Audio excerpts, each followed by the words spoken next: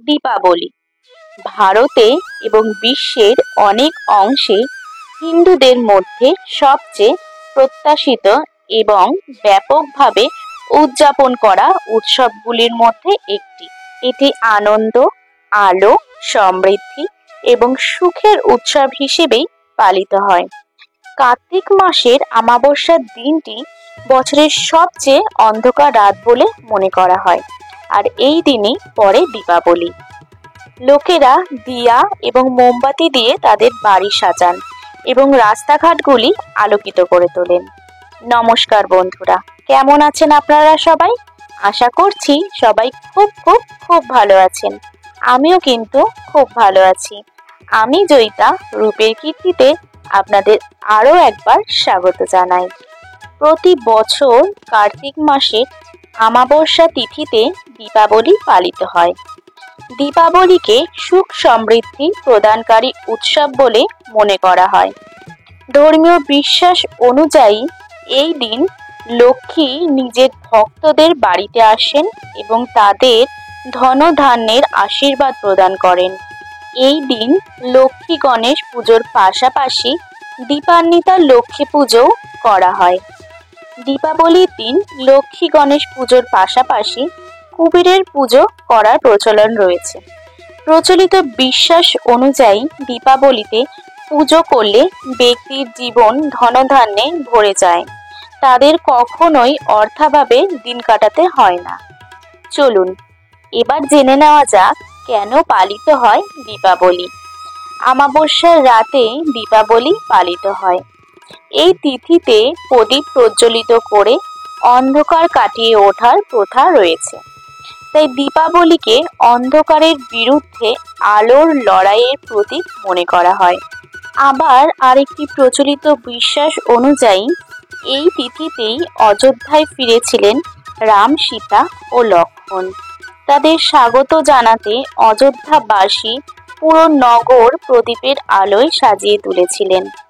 তখন থেকেই সারা দেশে দীপাবলি পালনের প্রথা শুরু হয়। দীপাবলিতে লক্ষ্মী গণেশের পাশাপাশি কুবেরের পুজো করার নিয়ম রয়েছে। চলুন তাহলে দেখে নেওয়া যাক লক্ষ্মী গণেশ এবং কুবেরের পুজোর নিয়ম। ধনতেরাস ও দীপাবলিতে কুবেরের পুজো করা হয়। দীপাবলিতে সন্ধেবেলায় লক্ষ্মী গণেশ পুজোর পাশাপাশি কুবেরের পুজোর নিয়ম রয়েছে। একটি চৌকিতে গঙ্গার জল দিয়ে শুদ্ধ করার পর লাল রঙের আসন বিছিয়ে দিন।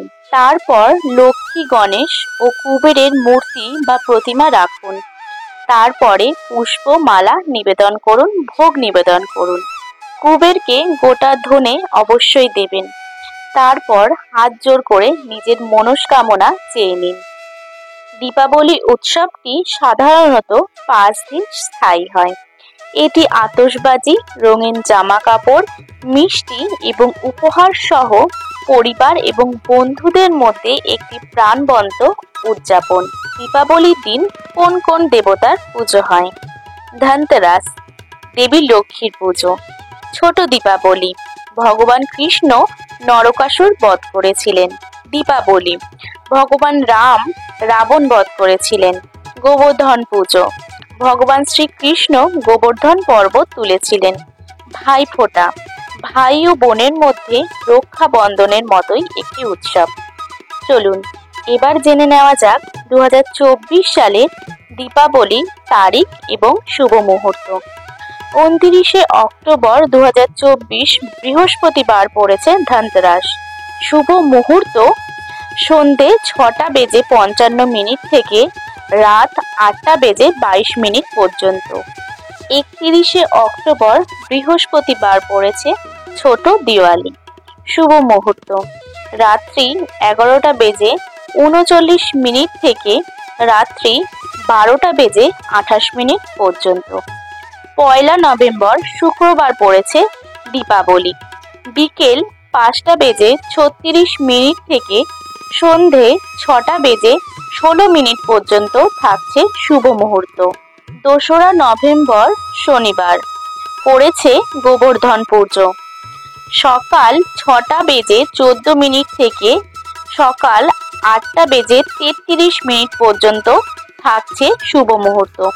তাছাড়াও দুপুর 3:33 থেকে 5:53 থাকছে শুভ মুহূর্ত। 3রা নভেম্বর রবিবার পড়েছে ভাইফোঁটা। শুভ মুহূর্ত দুপুর 1:13 থেকে দুপুর 3:33 পর্যন্ত। দীপাবলির দিন সুখ সমৃদ্ধি লাভের জন্য লক্ষ্মী এবং গণেশের পুজো করা হয়। ঘরদোর সাজিয়ে চারিদিকে প্রদীপ প্রজ্বলিত করে লক্ষ্মী দেবীকে স্বাগত জানানো হয়। দীপাবলির দিন লক্ষ্মীর বিশেষ আশীর্বাদ লাভের জন্য 11টি উপায়ের কথা উল্লেখ রয়েছে। এই উপায়গুলি করলেই শুধু ধনধান্যে যে বৃদ্ধি হয় তা নয়, বরং অর্থ সংক্রান্ত সমস্যার থেকেও মুক্তি পাওয়া যায়। দীপাবলিতে কোন কোন উপায়ে লক্ষ্মীকে প্রসন্ন করবেন চলুন জেনে নেওয়া যাক। পরিশ্রম সত্ত্বেও পরিবারের উন্নতি না হলে দীপাবলির দিনে একজোড়া কলা গাছ যে কোনো মন্দিরে লাগিয়ে দিন। তারপর ভগবানের কাছে নিজের সমস্যা জানান। এই উপায়ে শীঘ্র ফল প্রাপ্তি হবে। দীপাবলির দিন মহালক্ষ্মীর পুজোয় 11টি হলুদ রঙের রাঙানো কড়ি রাখুন। পুজোর পর হলুদ কাপড়ে সেই কড়ি বেঁধে নিন। তারপর টাকা পয়সা রাখার স্থানে সেই পুঁটলিটি রেখে দিন। এর ফলে ধন লাভ হয় এবং লক্ষ্মীর আশীর্বাদ বজায় থাকে। দীপাবলির পুজোয় লক্ষ্মী ও গণেশের পাশাপাশি শ্রীযন্ত্র ও দক্ষিণাবর্তী শঙ্খ রাখুন। এর ফলে লক্ষ্মী সানন্দে সেই স্থানে বাস করেন। সুখ সমৃদ্ধির জন্যে দীপাবলিতে কালো হলুদের পুজো করুন। তারপর এতে সিঁদুর লাগিয়ে একটি রূপোর কয়েনের সঙ্গে লাল কাপড়ে বেঁধে লকারে রেখে দিন।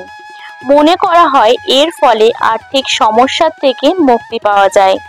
ব্যক্তি লক্ষ্মীর বিশেষ আশীর্বাদ লাভ করেন। দীপাবলির দিনে সকালে সামান্য ছোলার ডাল ভিজিয়ে দিন। দুপুর নাগাদ সামান্য গুড় ও ছোলার ডাল ছোট ছেলে মেয়েদের বিতরণ করুন। কিছু ডাল ও গুড় মন্দিরে দিয়ে দান করে আসুন। এই উপায়ে লক্ষ্মী প্রসন্ন হয়। দীপাবলি ছাড়াও বৃহস্পতিবার এই উপায় করতে পারেন। দীপাবলির দিনে গম পেশাই করতে দেওয়া খুবই শুভ। গমের সঙ্গে তাতে 5টি কালো ছোলা মিশিয়ে দিন। এইভাবে শীঘ্র ধন লাভ হবে। চাকরি এবং ব্যবসায় উন্নতি হবে বলে মনে করা হয়। অমাবস্যা তিথিতে দীপাবলি পালিত হয়। এই কারণেই এই তিথিতে পূর্বপুরুষদের উদ্দেশ্যে ভোগ নিবেদন করুন। দীপাবলির দিনে সকাল ও সন্ধ্যের পুজোয় সম্পূর্ণ পরিবার একসঙ্গে লক্ষ্মীর আরতি করুন। এর ফলে দেবীর বিশেষ আশীর্বাদ পাওয়া যায়। বাড়ির পুজোতেও প্রতিদিন এইভাবে আরতি করলে সৌভাগ্য বৃদ্ধি হয়। দীপাবলিতে কোনো মহিলা বা পুরুষের অপমান করবেন না। এর পাশাপাশি বয়স্কদের সম্মান করুন। পরিবারের পারস্পরিক স্নেহ এবং ভালোবাসার পরিবেশ বজায় রাখবেন। কারণ যে পরিবারে কলহ হয় সেখানে লক্ষ্মী কখনোই আসেন না। শুধু দীপাবলি নয়, অন্যান্য সময়েও এই নিয়ম মেনে চলুন। মান সম্মান ও ধন সম্পদ লাভের জন্য যে কোনো মাসের শুক্লপক্ষের শুক্রবার পরিষ্কার অক্ষত চাল লাল রঙে রাঙিয়ে দিন। এরপর লক্ষ্মীকে স্মরণ করুন ও নিজের সমস্ত সমস্যা বিষয় জানিয়ে সেই চাল জলে ভাসিয়ে দিন। এর ফলে শীঘ্র ধন লাভের সুযোগ পাবেন। আপনার সমস্ত পরিকল্পনা সফল হবে। কোনো না কোনো কারণে অর্থের লোকসান হতে থাকলে শনিবার নিজের মাথা থেকে 250 গ্রাম কালো তিল ঘুরিয়ে উত্তর দিকে ফেলে দিন। এর ফলে ধন লাভ হবে এবং অর্থের অপচয় বন্ধ হবে। তবে এই উপায় করার সময় কেউ যেন আপনাকে না দেখে এই বিষয়ে লক্ষ্য রাখবেন। কেমন লাগলো আজকের আমার দীপাবলি সংক্রান্ত এই ব্লগটি?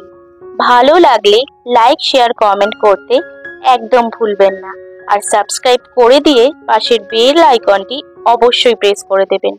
তাহলে আমি যখন ব্লগ ছাড়বো তখন তখন আপনারা নোটিফিকেশন পেয়ে যাবেন। তাহলে আজকে আসি, ভালো থাকবেন, সুস্থ থাকবেন, নতুন একটি ব্লগে আবার দেখা হবে। ধন্যবাদ।